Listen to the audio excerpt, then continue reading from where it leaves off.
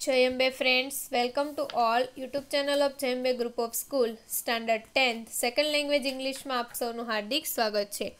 મિત્રો unit number આપણું 9 છે, ટ્યુન ફોર ટેન્સ એટલે કે તૈયાર થઈ જાઓ ટીનેજર્સ એટલે કે ટીનેજર્સ જે છે એમને અહીંયા પરીક્ષાઓ માટે અથવા તો અમુક એનું જે કરિયર જે છે એમની બાબતે એને એલર્ટ કરે છે.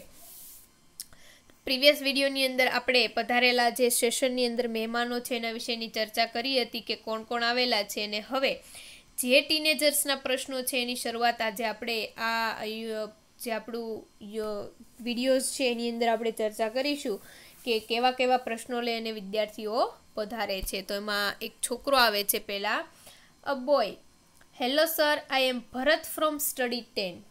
નમસ્તે સર, હું 10મા ધોરણનો વિદ્યાર્થી ભરત છું. My question is to doctor Mansoori. મારો પ્રશ્ન ડૉક્ટર મંસૂરી માટે છે. હવે આપણે ડૉક્ટર મંસૂરીને ઓળખીએ છીએ ને મિત્રો, કોણ છે તો કે પોતે એક નાસિર મંસૂરી છે. કોણ? સાયકોલોજિસ્ટ એટલે કે એક માનસશાસ્ત્રી છે. આઈ read almost 6 hours a day. હું રોજના 6 કલાક વાંચું છું.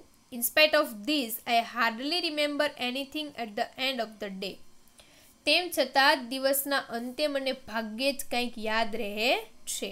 Even my mom gives me brain tonic regularly. ઉપરાંત મારી મમ્મી મને નિયમિત બ્રેઇન ટોનિક પણ આપે છે. બ્રેઇન ટોનિક શું છે મિત્રો? તો કે ટેબ્લેટ છે કે જેનાથી તમારી યાદશક્તિને વધારી શકાય એવું માનવામાં આવે છે. બટ એવું કંઈ છે નહીં, કારણ કે એ આપણી ઉપર ડિપેન્ડ રહેલું હોય છે. પણ છોકરો કહે છે કે મારી મમ્મી મને બ્રેઇન ટોનિક રેગ્યુલર આપે છે. But how can I improve my retention? Retention એટલે યાદશક્તિ. પણ હું મારી યાદશક્તિને કેવી રીતે વધારી શકું? મને યાદ રહેતું નથી. હવે ડૉક્ટર મંસૂરી એને જવાબ આપે છે. Doctor Mansuri said, Bharat, though you have raise this question, you are not the only one who face this problem. શું કહે છે? જો કે ભરત, તે તારા પ્રશ્ન માટે મને આ પ્રશ્ન પૂછ્યો છે, પણ સમસ્યાનો સામનો કરનાર નોટ ઓનલી યુ, તું માત્ર એક જ નથી પણ ઘણા બધા વિદ્યાર્થીઓ છે કે જે આ પ્રશ્ન જે છે એમનો સામનો કરી રહ્યા હોય. I am sure there are many here who might be having same question. મને ખાતરી છે કે અહીં એવા ઘણા વિદ્યાર્થીઓ છે કે જે આ પ્રશ્ન જેને થતો હોય. ટેલ મી, ચાલો મને કહો, how many you have the same question? Many hands go up. ચાલો મને કહો તો તમારામાંથી કેટલાને આ પ્રશ્ન થાય છે? એટલે ઘણા બધા ઓડિયન્સમાં બેઠેલા વિદ્યાર્થીઓ છે એમના હાથ ઊંચા થાય છે. All right, have you heard of the Chinese proverb? તમે એક ચીની કહેવત સાંભળી હશે. જો શું છે? I hear and I forgot. હું સાંભળું છું અને ભૂલી જાઉં છું. I see and I remember. હું જોઉં છું અને યાદ રાખું છું. And I do and I understand. અને હું એ કામ કરું છું એટલે મને એ સમજમાં આવે છે. તમે કોઈ વ્યક્તિને સાંભળો તો એ તમે ભૂલી જાઓ, પણ એને જે કરવાનું કીધું એ તમે લાઈવ જુઓ તો તમને થોડુંક યાદ રહે, અને એને જે કાર્ય કરવાનું કીધું છે કાર્ય કરો એટલે તમે અહીંયાથી પસાર થાવ છો, એટલી વસ્તુ તમને સમજમાં આવી જાય છે. Bharat said, I don't understand that. મને સમજાયું નહીં. Just tell me what should I do so that I don't forget. પણ મને ફક્ત એટલું કહો કે હું ભૂલી ન જવા માટે મારે શું કરવું જોઈએ. ડૉક્ટર મંસૂરી કહે છે કે see there is a no fix method of any કોઈ ચોક્કસ, તું યાદ રાખ કે યાદશક્તિ સુધારવા માટેની કોઈ ચોક્કસ મેથડ જે છે એ આવતી નથી કે જેનાથી ઇમ્પ્રુવિંગ રિટેન્શન, કે તારી જે યાદશક્તિ જે છે ઇમ્પ્રુવિંગ રિટેન્શન એન્ડ તારી જે યાદશક્તિ જે છે એને આપણે વધારી શકીએ. હાઉએવર, તેમ છતાં you need identified the way in which you learn. તમે કઈ રીતે અભ્યાસ કરો છો એ તમારે જાણવું જોઈએ. Let me clarify it. ચાલ મને સ્પષ્ટતા કરવા દો. There are different learning style. અભ્યાસ શીખવાની જુદી જુદી રીતો છે.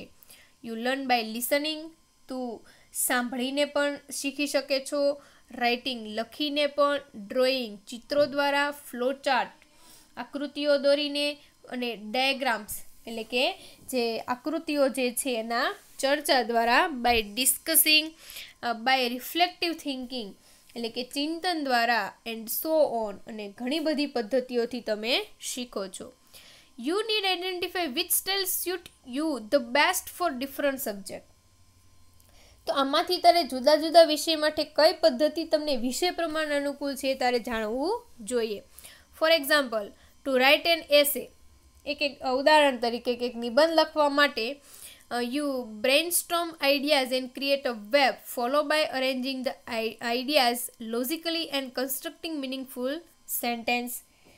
તમે એક નિબંધ લખવા માટે શક્ય એટલા વિચારોનું એક મોટું જાળું રચો છો, પછી વિચારને તર્કબદ્ધ રીતે ગોઠવી અર્થપૂર્ણ વાક્યની રચના કરો છો. બાય ડુઈંગ સો, આવું કરવાથી you are adopting more than one style of learning that helps to remember for longer duration. આમ કરીને તમે શીખવાની એકથી વધુ પદ્ધતિ અપનાવો છો કે જેથી તમે લોંગ ટાઈમ ડ્યુરેશન, લાંબા સમયગાળા માટે બધું યાદ રાખવામાં મદદરૂપ થાય છે. That will help you in improving retention. આ બધું જ તમને યાદ રાખવા મદદરૂપ થશે અને તે તમારી યાદશક્તિ સુધારવામાં મદદરૂપ થશે. એન્ડ ભરત, અને હા Bharat, now stop taking brain tonics. હવે તું બ્રેઇન ટોનિક લેવાનું બંધ કર. They simply do not work anyways. આમે એ બહુ કાર્ય કરતા નથી. ત્યારબાદ ભરત કહે છે કે વાવ, દેટ સાઉન્ડ ગ્રેટ. મને વાત ખૂબ જ સરસ લાગી. I wasn't aware of. હું આના વખતે કાંઈ ખબર હતી નહીં. Thank you sir. તમારો ખૂબ ખૂબ આભાર. ત્યારબાદ એક લેડી આવે છે. Hello doctor Mrs Shelat, I am Mrs Viraj Trivedi and my son Salim is in study 9. Hello, નમસ્તે ડૉક્ટર શ્રીમતી શેલટ. હું શ્રીમતી વિરાજ ત્રિવેદી અને મારો દીકરો શાલિન ધોરણ 9માં ભણે છે. He spend too much time in playing games and watching TV. એ ઘણો બધો સમય એમનો ટીવી જોવામાં અને રમતોમાં બગાડે છે. And because of that he study suffer. અને એથી એનો અભ્યાસ બગડે છે. What would you advise him at this juncture. તો આ તબક્કે એને તમે શું સલાહ આપશો? એટલે કે એક પેરેન્ટ્સ, એક વાલી તરીકે એ મહિલા પોતે એના દીકરો જે છે એમની ફરિયાદ નોંધાવે છે. ડૉક્ટર મિસિસ શેલટ કોણ છે મિત્રો? તો કે ડૉક્ટર મિસિસ શેલટ એ પોતે શિક્ષણ મંત્રી છે, એજ્યુકેશનિસ્ટ. હવે પોતે શું સલાહ આપે છે? તો કે is your son present here. તમારો દીકરો અહીંયા હાજર છે. Mrs Trivedi points to her son sitting next to her. એટલે શ્રીમતી ત્રિવેદી એની બાજુમાં બેઠેલા એમનો જે દીકરો છે એમના દીકરાની તરફ એને બતાવે છે કે હા અહીંયા જ બેઠો છે. Well, it is quite normal at this age for students to go attempt to play and watch TV. હવે આ ઉંમરમાં વિદ્યાર્થીઓ માટે રમવાનું અને ટીવી જોવાનું પ્રલોભન લગભગ સ્વાભાવિક હોય છે. તેમ છતાં however, there should be a time limit for the same. પણ હા, આને માટે સમય મર્યાદાઓ પણ હોવી જોઈએ. What I personally feel is total avoidance of games and TV is not solution.